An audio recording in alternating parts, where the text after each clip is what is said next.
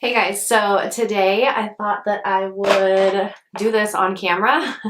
I think I was talking to you guys on Snapchat before about how I had heard that you could do this, and so I wanted to give it a try, and I was kind of testing the waters to see if any of you guys on Snapchat have ever tried it before, and some of you guys had.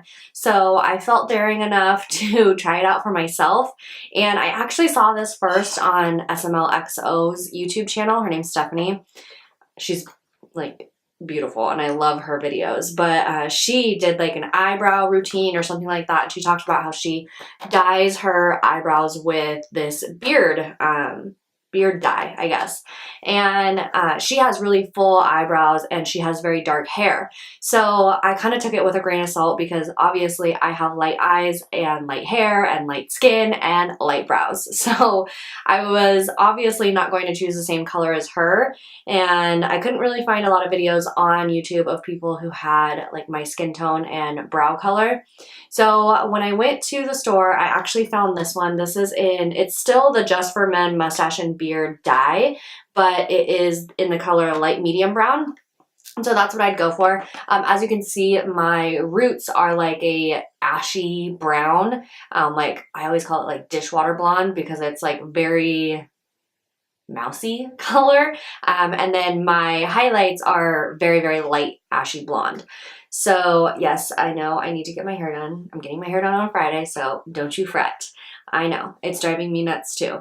Anyway, so I wanted to give this a try on camera. I've done this once before and it turned out great, so hopefully it turns out great the second time too, because that would be really embarrassing if it didn't. But this is what the box looks like, and then it comes with all this stuff in here. It comes with the color base and the developer. Now, the one that I got last time actually came with a little tiny bottle, so it was way easier because you could just take these two things, drop them in the bottle, and shake it up. So this one's a little bit different. It's making me a little bit nervous, but we're gonna go ahead and test it out anyways. Let me go ahead and read the directions because that would probably be a good idea. So I'm not gonna wear the gloves. But this is, well, I mean, the raised line is right in the middle, so does it really matter? Whatever. On one side of the raised line. So I'm going to put it some on this side. And this is the color base right here. So let's go ahead and open this. It's very green. All right. So I'm just going to put a line in from this side to this side. Just like so. And then it says squeeze an equal amount of the color developer into the mixing tray on the other side of the raised line. So here is the developer. And I'm going to squeeze an equal amount on the opposite side inside the tray.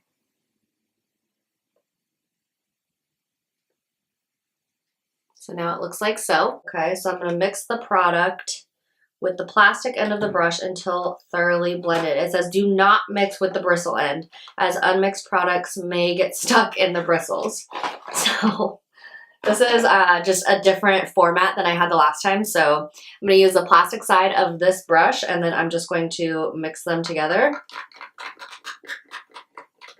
Okay, so now that it's all mixed together, I have something like this.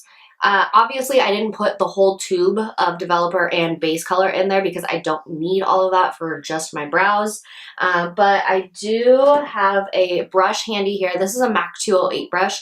I just used this one the last time, so I'm going to use the same one. But it's just any like angled, very thin detail eyebrow brush would be great for this. You don't want something huge for obvious reasons. You don't want to get this all over your skin, or it could be really bad. So it says, start application where hair is the grayest, brush up and down gently to cover all hair evenly. That's going to be if you're using the brush that comes with it. I'm going to be using this, so I'm just going to apply it. I'm just going to apply it to my eyebrows just like I did the last time. Very important, it says time yourself carefully with a timer, clock, or watch starting after application is completed.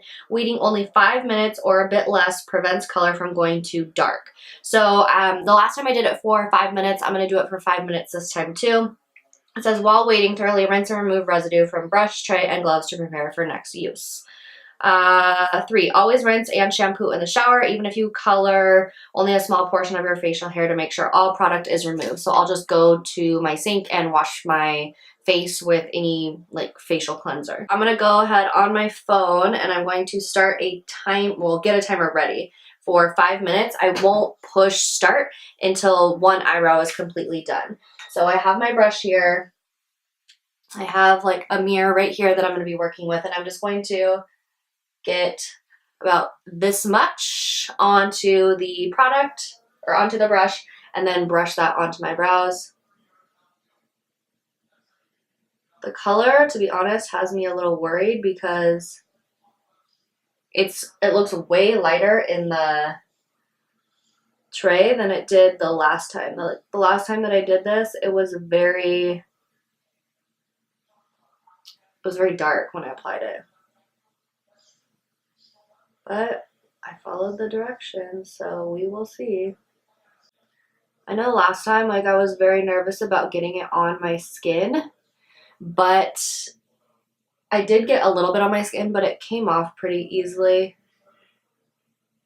It wasn't that big of a deal. It does make filling in your brows so much easier because you're not having to fill in so much. And like a lot of my brows, even at the root, are very blonde, but I don't want to pluck those because it obviously will make my brows too thin if I pluck those. Like, those aren't hairs that are meant to be plucked. And so, especially because I want my brows to look a little bit fuller. So I found that tinting them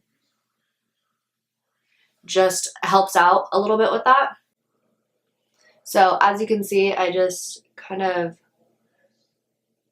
I don't know, fill in my brows like I would with any sort of pomade or anything, except I really make sure that I get all of the little hairs that are on the outside of my brows and these ones right in here, because this is where I have the most sparseness, and then right on the outside is where I have the blondest brows.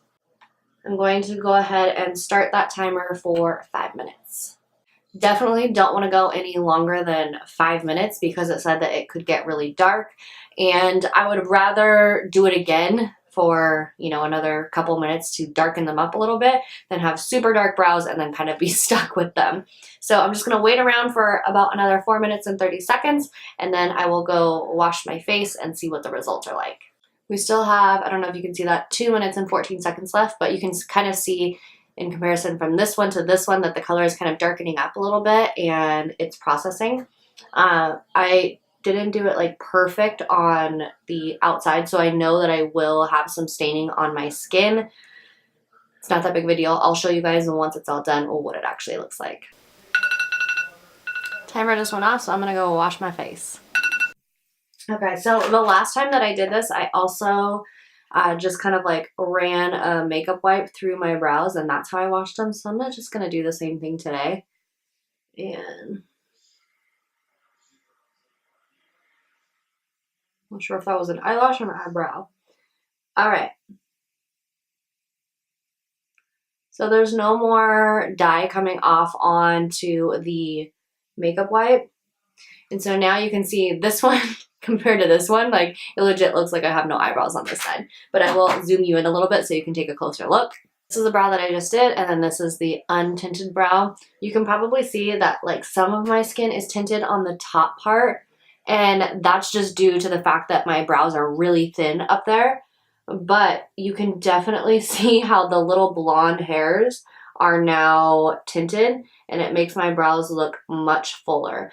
Now I need to go through and trim my brows because they're definitely they're going a little rogue here.